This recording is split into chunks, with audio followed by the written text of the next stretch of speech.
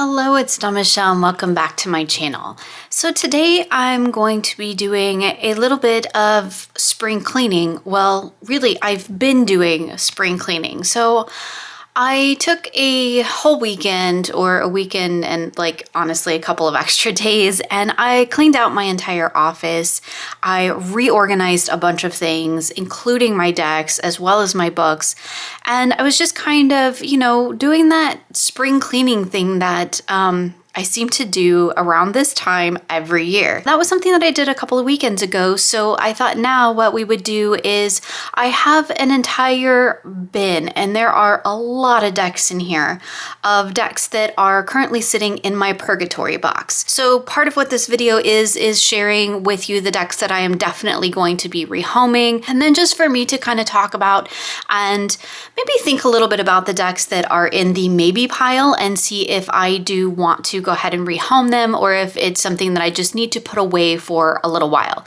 So before we jump in, a little quick disclaimer about my process for moving decks along. I have done many videos on deck collections and decluttering and all that kind of stuff, and it changes for me season to season and year to year. Now, I do want to mention that I am very aware of binge and purge cycles in my own personal practice, and I'm trying very hard to stop that because I have found that when I do a big purge, as in I get swept up in the whole let's declutter everything, what ends up happening is a few months later, I'm sorry I did it, and I end up repurchasing decks, which just ends up creating not only more in terms of the consumerism that a lot of people are concerned about, because it's not great for my budget. It costs me more money because you really can't rehome a deck for what you paid for it most of the time, with a few rare exceptions, and so you're almost always losing money. So what I do now is I put things in purgatory,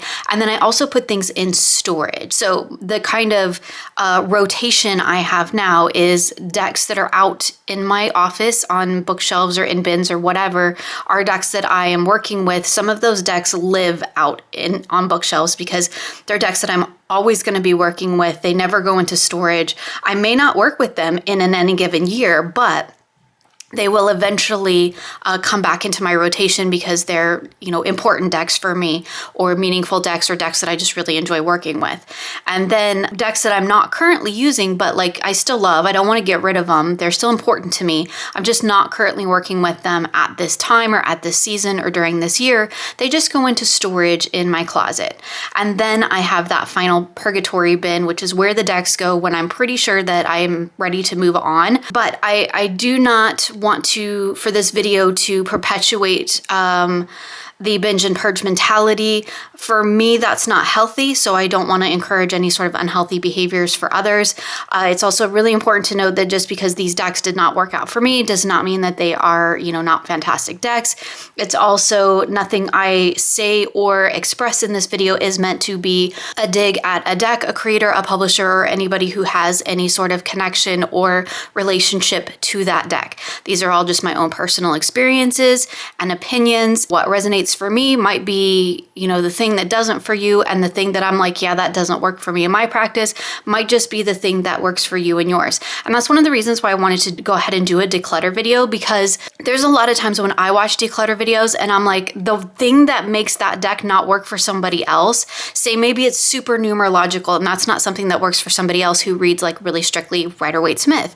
That for me is a bonus. So that would be a deck that I would look at and go, oh, it's really numerological. Maybe that might work for me, even though it didn't work for them. So those are all my disclaimers, I think. I have got a cup of cocoa.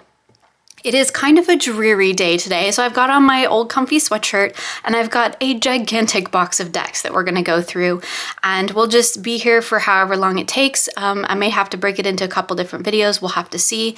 It's kind of funny because I have a cup of, something, a warm beverage here, warm cup of cocoa, and it just kind of made me think of the coffee and cards video that I do with my members every month. This is kind of the anti-coffee and cards, because coffee and cards is a members video that I do where I show members every month all the decks that I've brought into my collection. We sit down, we have a cup of coffee, and I go through them all. And I just save up all the decks from one month to the next, and we look through them. And those are always my first impressions. I don't do first impression videos too often anymore because it now happens there when I'm opening decks for the first time and sharing them with my members. So I do have a warm beverage. So this is kind of like the other side of coffee and cards, where we're going to coffee and declutter, or really cocoa and declutter, because it's afternoon. So I'm just having a nice warm cup of cocoa, which is still quite hot. So go ahead and grab yourself something tasty to drink if you'd like, and we're going to be here for quite a while. I'll try to move fairly quickly through the decks, and I'll try to specify which ones I'm definitely rehoming versus ones I'm still thinking about, to try and help kind of create some structure out of the chaos that is probably going to be this video. So let's start with the Trionfi Della Lunne Illustrated Edition. I will open up and just show these decks as quickly as I can, just so that you can see them. Here is the backs. Nope, that's the extra card. There would be the backs. And I'll try to move through these very quickly. This is, like, everybody knows the Patrick Valenza world, right? And you know what?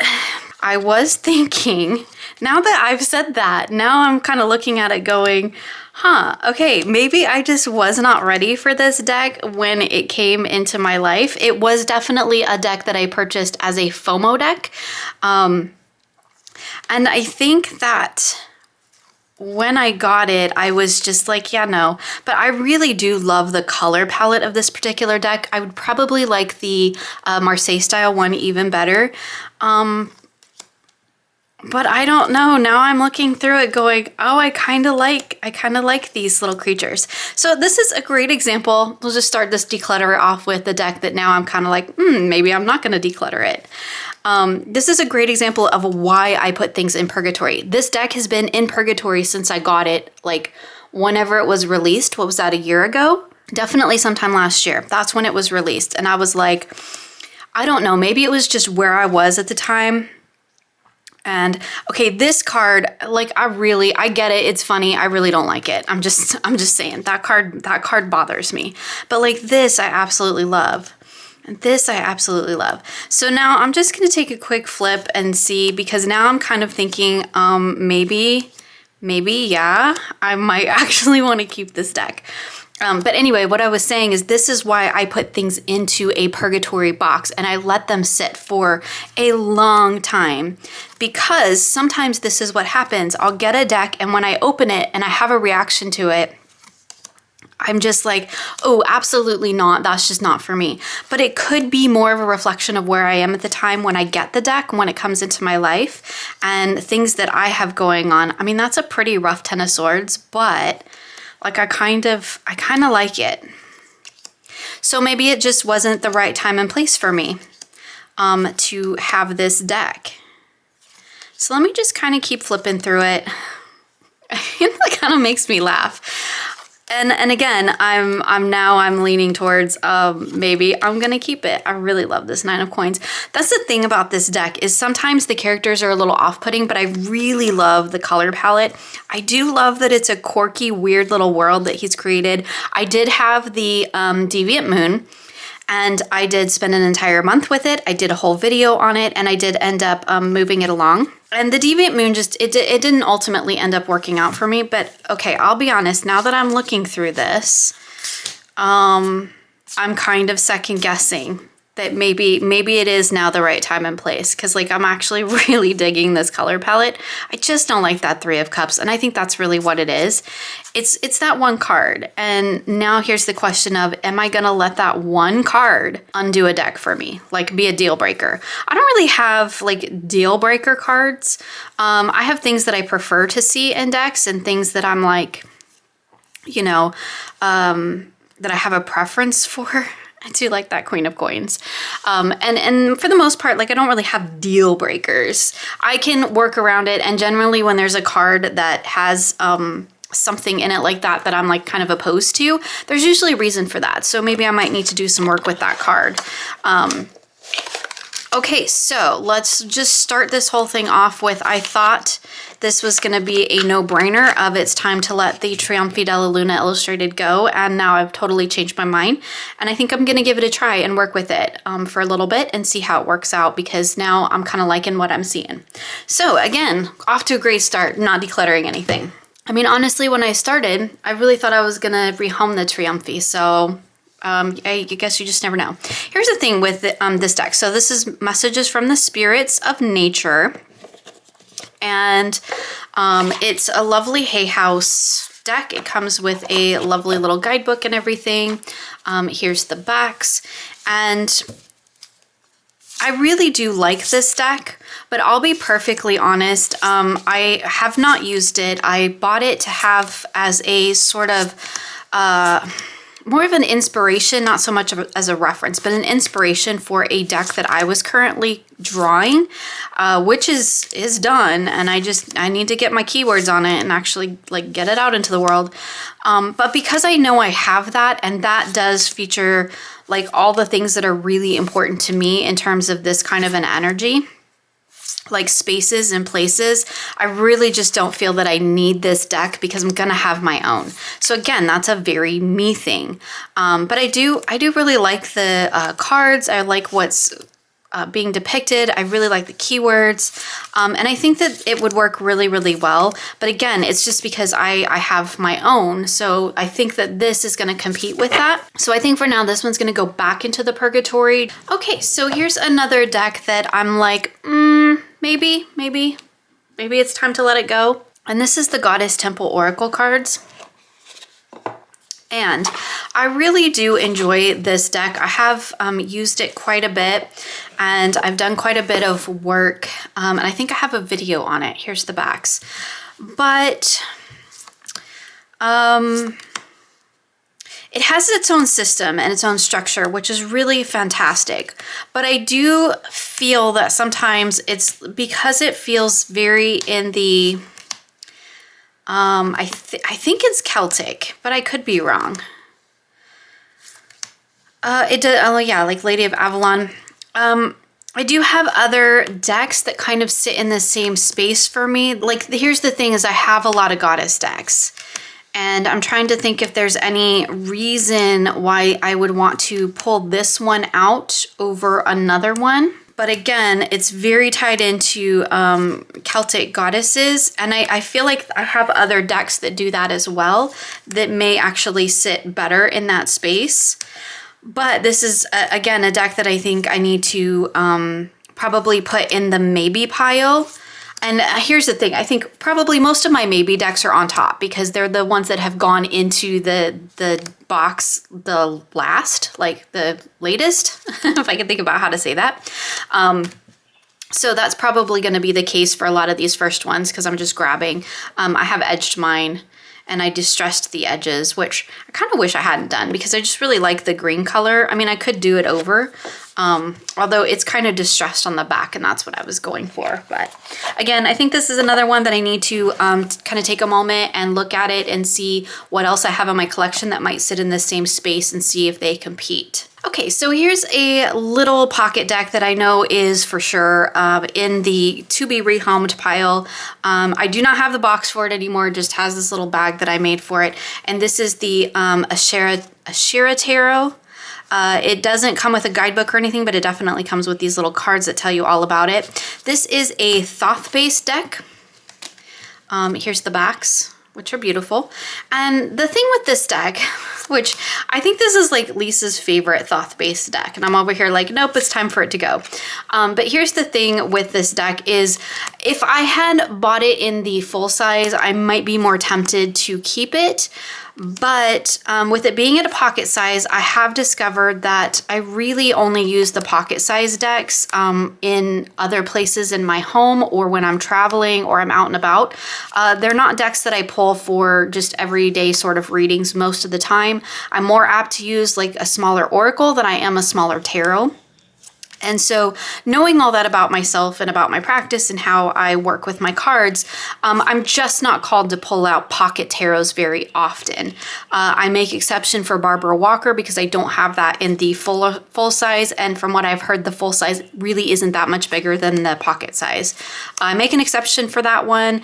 And for the white sage, and that's about it.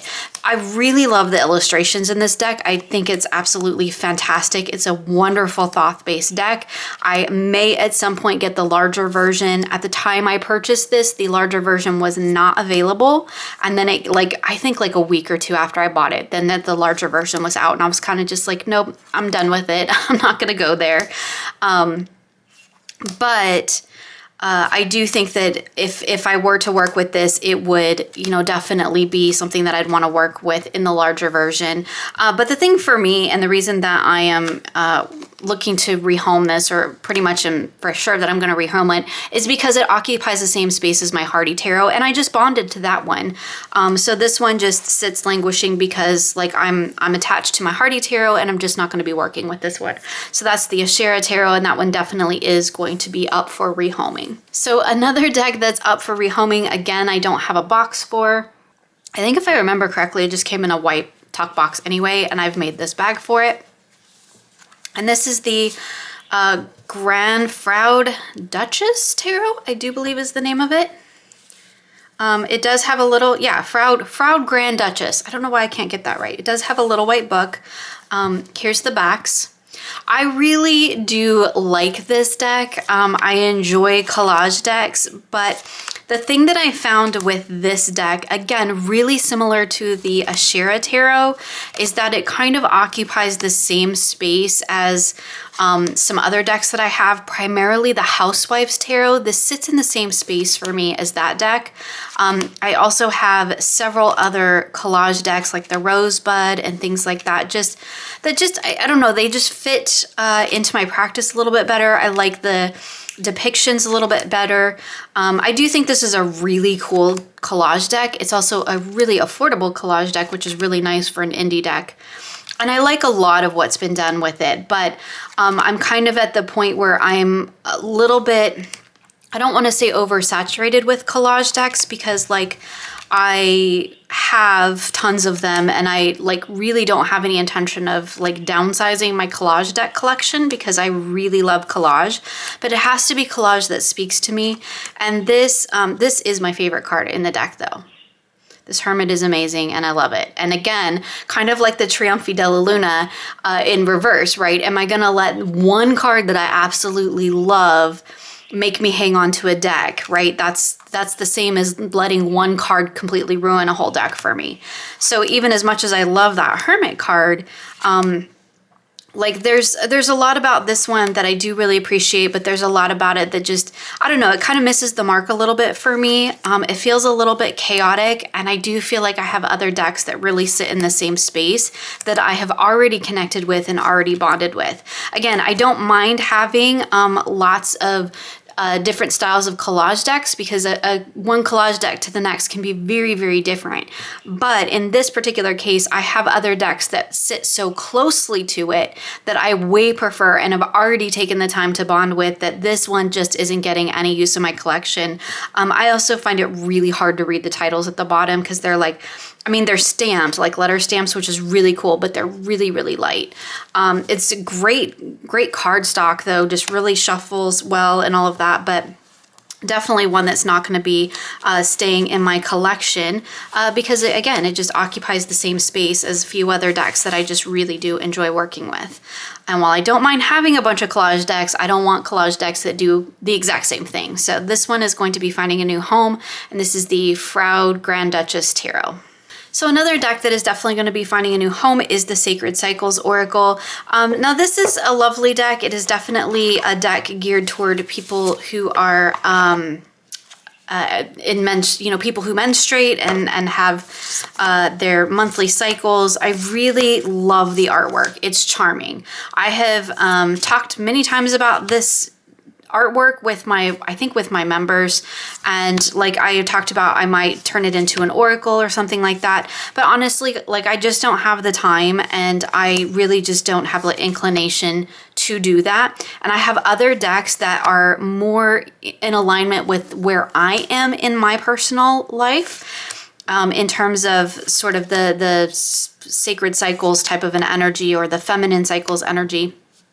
And I have other decks that I use for that purpose now that just fit more in that space for me. So this one is just like the time and place for it has passed for me. So it's going to be finding a new home. Here's the backs. I do think it's a lovely deck, and I do think the artwork is absolutely charming. But again, it's just, you know, I'm kind of moving away from this type of energy in my collection. So that's the Sacred Cycles Oracle.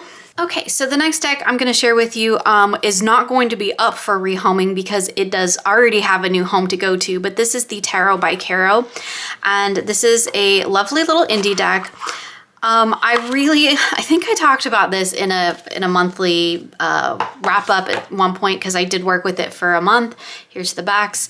I really wanted to like this deck.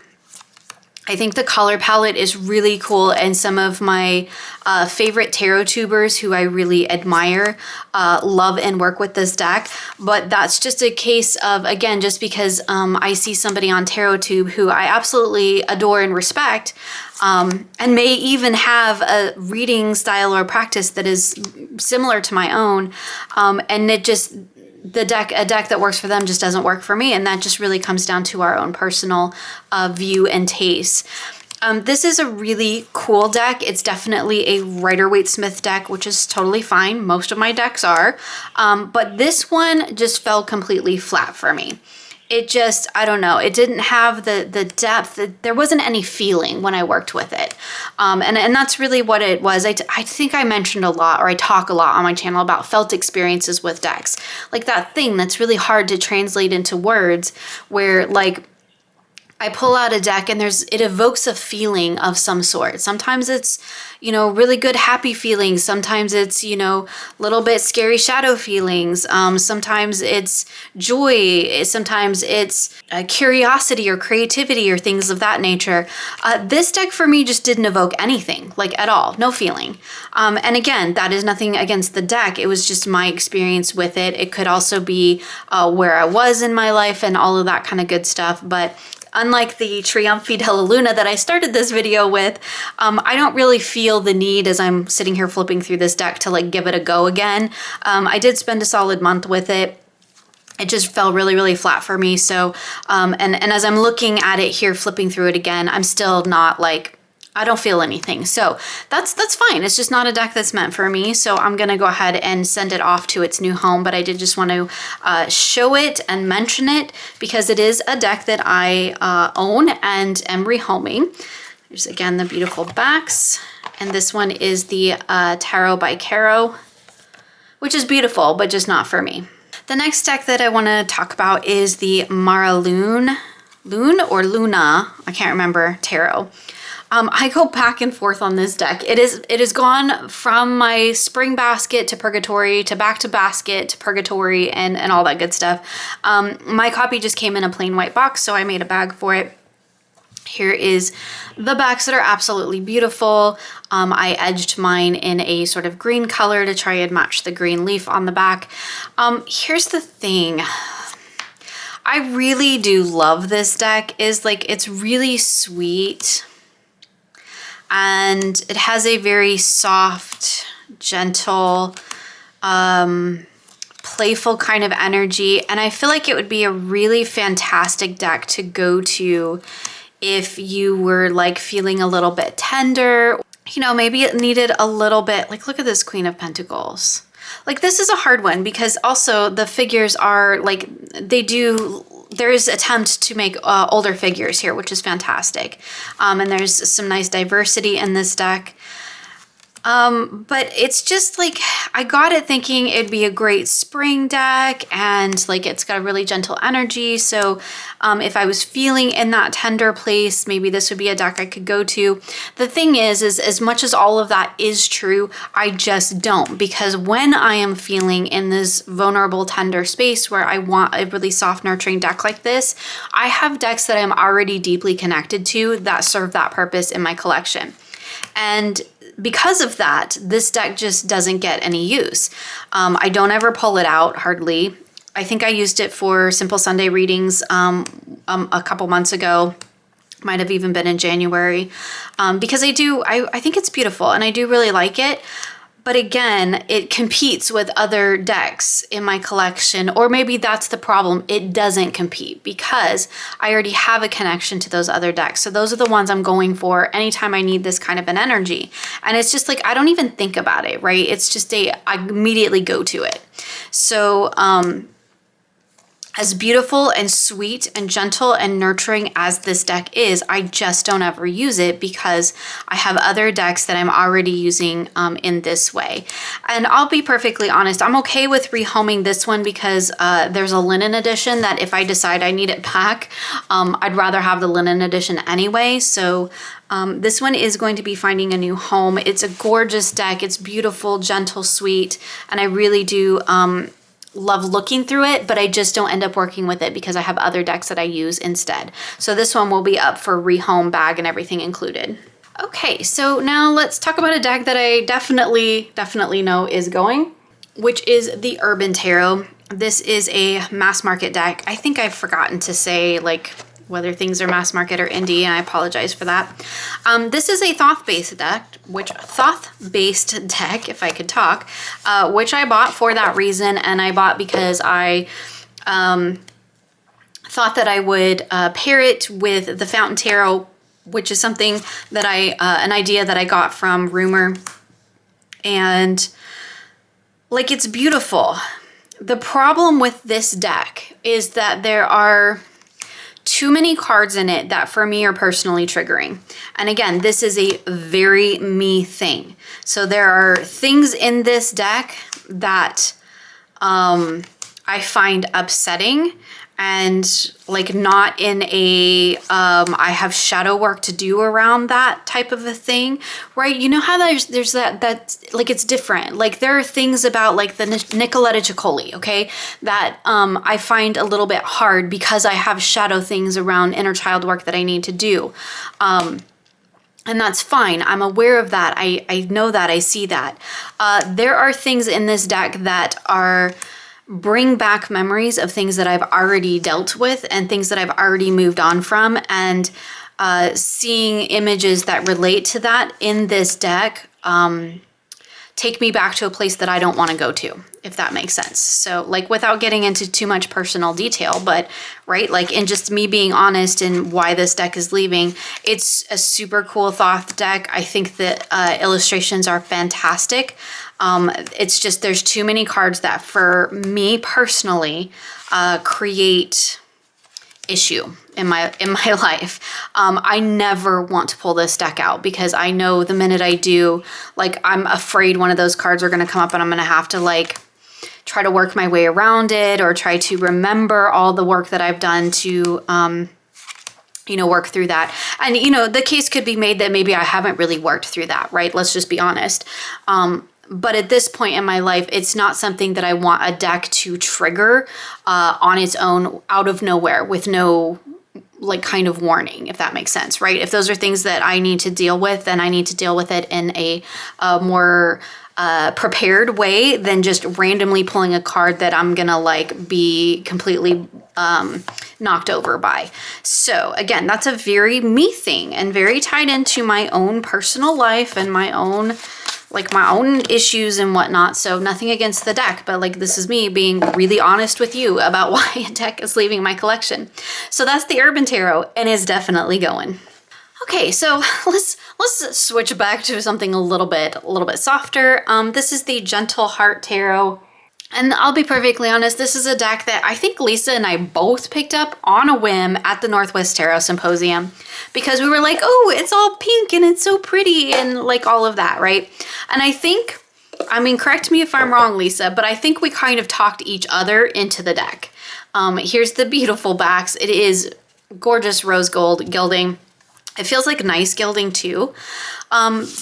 Again, very similar with the Tarot by Caro. This deck is beautiful and it's fine and it's technically a nice tarot deck. I just get nothing when I work with it. When I even flipping through it, I get nothing. It just, again, falls completely flat for me. But again, that's a me thing. Even though, like, I mean, this pink brown color palette, like, that's everything. I really, really wanted this deck to work out for me, but it just didn't. It just fell flat.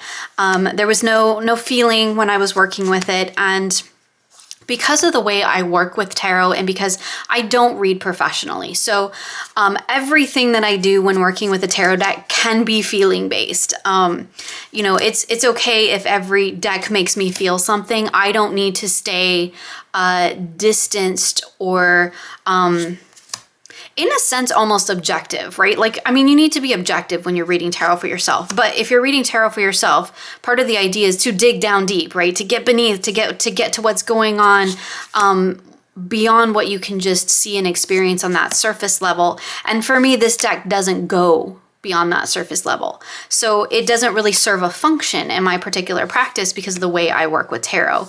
I could use it as a play deck, sure. And if I read for others, this might be a fantastic deck to have because it's definitely a Rider-Waite-Smith. There's nothing overly scary or upsetting about this deck. It's a beautiful little Rider-Waite-Smith guidebook with a soft, pleasing color palette. But again, I just, like, it didn't do anything for me. It didn't make me feel anything. And in my particular practice, I want all of my decks to have a felt experience, and if it doesn't, then for me, it's time for it to go. So that's the Gentle Heart Tarot, which is definitely going to be rehomed. Okay, the Star Trek The Next Generation Tarot deck. I could probably do a whole video on the disappointment that was this deck, but I won't. Instead, I'm just gonna say that, like, I had really, really high hopes, and this deck completely let me down. We'll just take a quick peek through it. I did say originally, like when I first got it, and I think, I don't remember when and where I mentioned it, but that, like, I was just going to keep it to put on my shelf to display.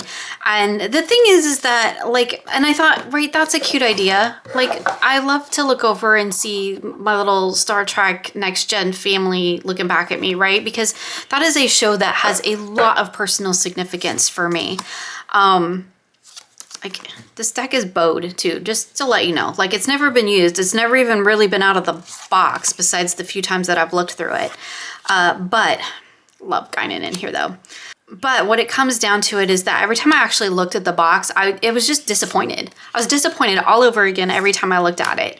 And I realized that as much as I wanted to look up there and see that deck sitting, you know, on my shelf and like, oh, it's so cool, it's a next gen deck. It's just because the deck itself was so disappointing in terms of, like, it's super lazy. The associations aren't correct in my opinion.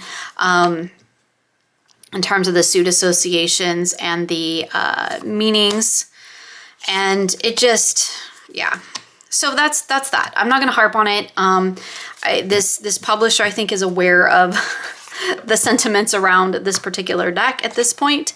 And again, hopefully they will use it as an experience to learn from that. But I've decided this one is going because it just disappoints me all over again every time I look at it, because I think about it and I'm like, oh, there's a Star Trek Next Generation Tarot. And then I remember how disappointing it is. And then I'm like, aw, that's just sad. So it needs to just go because I need to stop putting myself through that every time I look at it.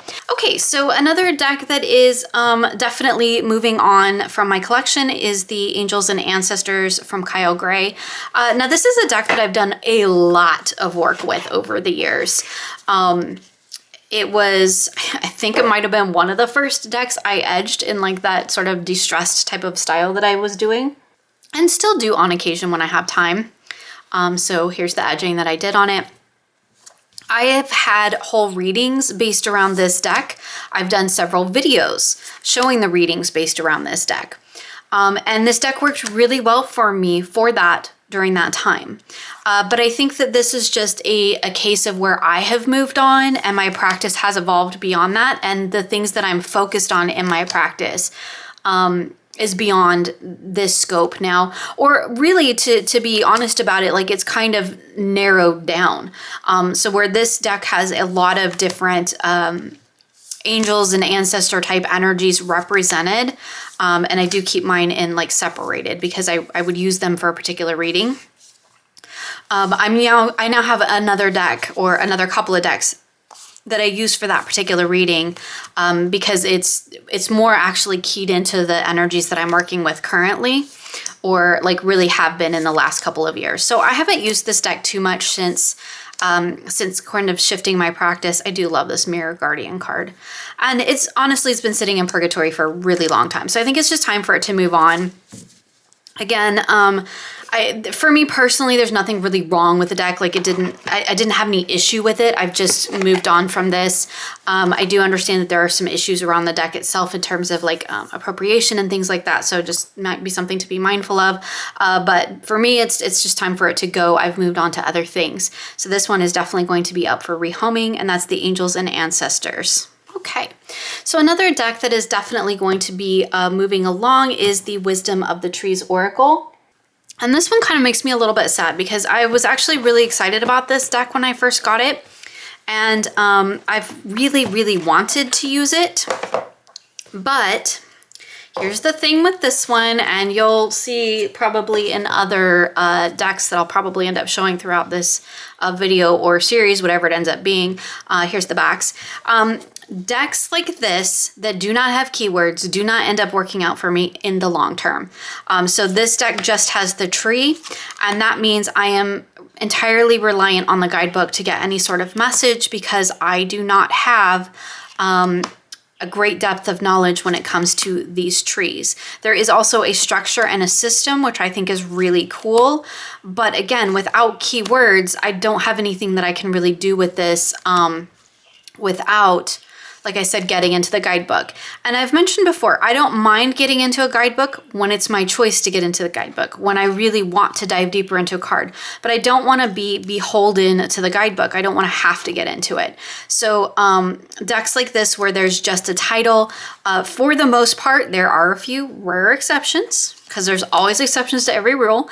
There are a few decks that I am willing to make an allowance for, or the keywords, just the titles actually work for me in my own personal practice. Tree energy is not something that I'm familiar enough with it for it to.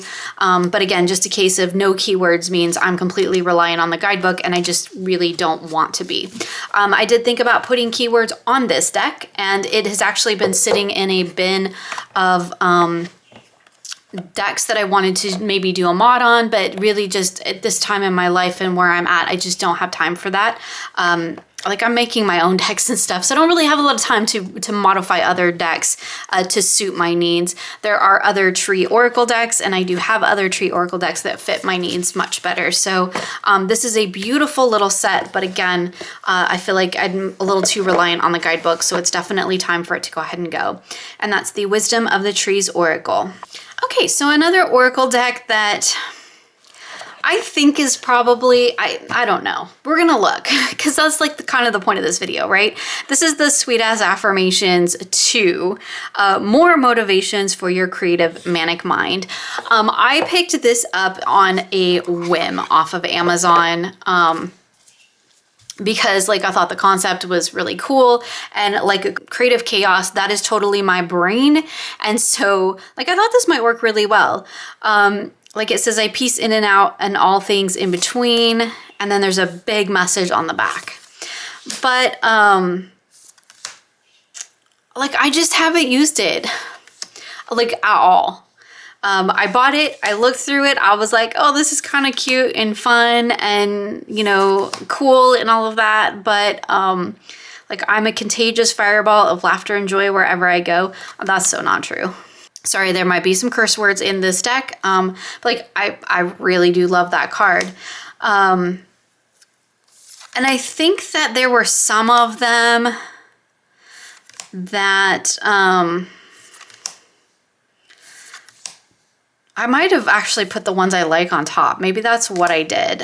Because there are some of them that I'm like, yeah, I don't really resonate with that message. Like, I am deeply loved and I deeply love me. I mean, that's fine, but like, I don't know. I don't really know what I think about this deck, let's be honest. I think it's super fun and super cool and cute, but like, I blast past my limitations and milk the opportunity. Yeah. Maybe I need to try to use it with some tarot, but like I wouldn't even know what tarot deck to use this with. And like, truth be told, it's just been sitting there. It's kind of like the sort of opposite end, or the sort of like, oh, what do they call that? Like Spaceballs was a parody. It's like a parody to The Universe Has Your Back is kind of what I felt like, which is cool. And like, I really like that idea. But like, I mean, this is cool though. I love my inner beast and we hug until we heal. Like, I mean, some of them I really, really like, but I just don't get into it. Like, you know how that goes, where you're like, this is the best thing ever. And like, I so want to use this deck, and I'm going to like pull it out and like, you know, be in my inner truth and like be my sassy self and all of that. And I don't use oracle decks for this. I do love this card. I think this card was the reason why I bought it, because like, there's like an astronaut and it says, today I will create some dope ass shit. Like, I love that. I like could just put this one card out. But like, I just don't use it. And it's been in purgatory. Like, I've never used it. I've done this where I've looked through it and been like, yeah, that's great. That's funny. I love it. But when it comes down to it, I don't use decks like this. And really, when I do want to have like a play with decks, I have tarot decks that I go to for that. And I really don't pull in affirmation type oracle decks like that for that kind of a play energy. So like, I think it just probably needs to go because I'm just not using it. And it was like a novelty thing. It was cool for 5 minutes and then I put it away. You know how that goes. Okay, so the next deck is the Wisdom of Hafiz. Hopefully I'm at least somewhat attempting to say that correctly. This is a beautiful, beautiful oracle deck. And like, I got no complaints. It's got a beautiful box. It's got a beautiful book in here, which is fantastic. And again, it's just one, oh, here's the backs. I'm not fond of the silver gilding, or shiny gold gilding, but y'all know how I feel about that. So, this is really cool. The thing with this deck is that it very directly competes with another deck that I have in my collection, and I just go to that one every time, which is actually the Oracle of Mystical Moments. Even though this, okay, I'll be honest, like, comparing those two decks, this has better keywords, and the book is better. Like, I'll be honest. But I have done so much work with the Oracle of Mystical Moments. I don't have the tarot anymore. I rehomed the tarot because it occupied the same space as another deck I have. So this is kind of like in the Lisa style of this or that. When I have decks that I've already created such a strong bond to, and then something else comes in that just kind of really directly competes with it, like, the new thing is most likely not going to hold up. Like, it's going to be something special that really knocks a deck like that off of its perch. It's also kind of collage-y, and again, I have lots of collage decks and other collage oracles that I go to before this one. But really, just again, as beautiful as it is, I just tend to go to that other deck because I've already created such a bond to it. I've had it for a really long time, and it's just one that I prefer to work with when I want this kind of an energy, even though, like I said, I'll be honest, the keywords and the messages in the guidebook are better in this deck, in my opinion, than the Oracle of the Mystical Moments. Sometimes the keywords on that deck don't 100% line up for me, and I'm like, what are you talking about? But it's like, but I've put in the effort, I've made the bond to it, so this deck just doesn't ever get used because of that. Because if I'm gonna pull a deck like this out, that's the one I go to every time, and this poor thing sits on the shelf and gets ignored. So that's the Wisdom of Hafiz. It's a mass market deck, and it's definitely going to be finding a new home. Okay, so the next deck that is, like, I'm pretty sure at this point now that I'm going to be rehoming this deck, and this is the Coffee Tarot. It came in this little coffee bag. I have pulled this deck out so many times and looked through it and tried to like think of things that I can do with it. This is the Grande edition, which this deck or the Grande edition may be out of print. I don't know. I'll be perfectly honest. It's very oversized, it's slippy, it's thin, and so I really don't use it because it doesn't, like, physically it doesn't work well for me. I'm not a fan of the quartz, and that's kind of a big turnoff for me in this deck. I think I have the cards that I didn't really care for on top here. Yeah, mixed in with all the quartz, but you can see the quartz are just cups, which makes sense, like it's a coffee tarot. But there's some cards in this deck that I really, really don't like. It does have elemental cards. Again, nothing against that. It's just my own personal preference. So this was the stack. Here was my dilemma. This was the stack of cards that that didn't work for me, which was pretty much just a handful of the tarot cards, all the quartz, and then just that, like, these are fine. It's not that they don't work for me. It's just, you know, they're just elemental cards and I just got no use for them. Then I had some that on here were like, maybe, like it's okay. These are maybe cards. Like I don't hate them, but they're not my favorite. And then this is the section of cards that I really, really like. So I was like, oh, I could like totally turn these into an oracle. But then I love this card. It's just amazing. And this actually includes, I think, all, if not most, if not all of the major arcana. I love this. I really, really do. But that's amazing. This card, oh my goodness, this card is everything. But again, I just don't have time to be, and this card's amazing too. Like, see, there's so many cards in this deck that I love, and every time I do this, I think I've done this with this deck, beautiful. I've done this with this deck several times now, where I'm like, yes, it's time for it to go, and then I get it out, and I'm like, oh, but I love this card, and I love this card, and I love this card. I've had this deck for like 5 or 6 years. Love this card too. I've never used it.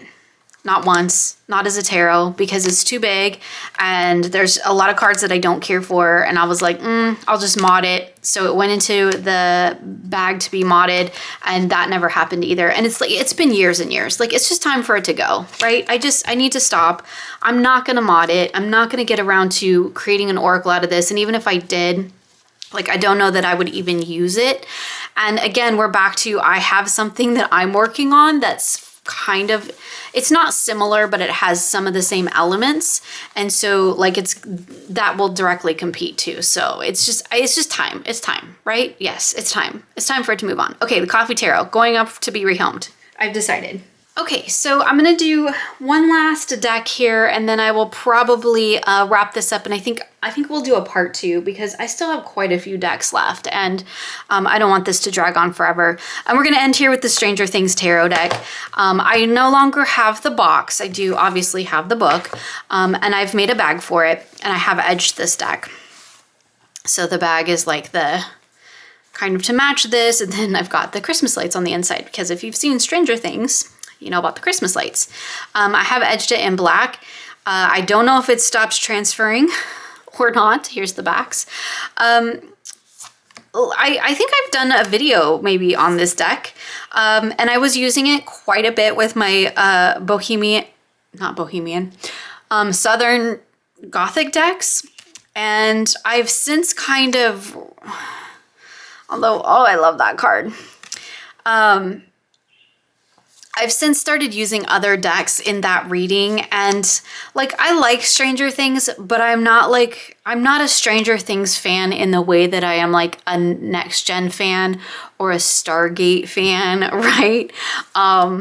Or a Doctor Who fan. Like I could totally geek out on those things for hours on end and rewatch shows and all of that. Like that's not the Stranger Things world for me. It's just like I watched it, I enjoyed it, but it's not like my ultimate fandom. And so like for a fan deck, like I'm just not using it. There's some things about the correspondences that kind of are, you know, missed the mark a little bit for me. And honestly, like I really kept it because it had several D&D type of cards in it. Or I don't know, several. There's a couple. And so I was like, oh, that's super cool. I'm going to keep it. But now I have like actual D&D decks and decks that really align with that energy much better for me. So like this one can just go.